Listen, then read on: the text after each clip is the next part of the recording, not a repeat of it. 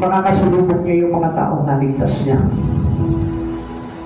Ano ba yung sabi dito? Who will be there because you care?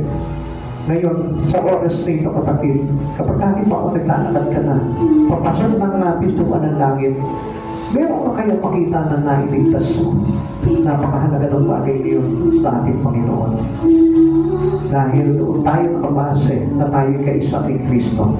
What is the most important things in your life? Ngayon sa oras na ito, tanongin mo yung sarili mo. If you want to close your eyes right now, to ask yourself, kung gusto mo na ipagit yung mata mo ngayon, at tanongin mo yung sarili mo, ano ba ang mahalaga ngayon sa buhay ko? Ano na ba yung pinapakalagaan ng puso ko? Are you looking forward to getting those you want? Ang sarap na may naligtas tayo. Ako para sa akin, ang pinakamasarap sa akin, halimbawa yung pakita ko si Sebastian pagdating ng araw, nandun magkasama kami. Yung pakita ko kayo, bawat isa dito.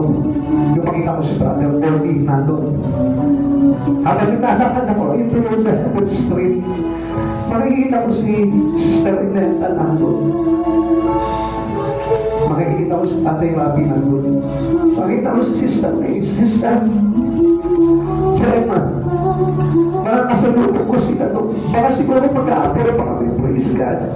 We are saved. Ang sarap na makita na lahat tayo nandun. Maglalakad tayo into the street of heaven. Magkakamustahan tayo, magkakaroon tayo ng reunion. Magkakaroon tayo ng party in heaven with Christ Jesus na worship tayo. Makita ko si Sister Cynthia. Makita ko si Sister Jennifer. Makikita ko kayong lahat. At masasabi ko, Lord, thank you for the use of my life. And all these people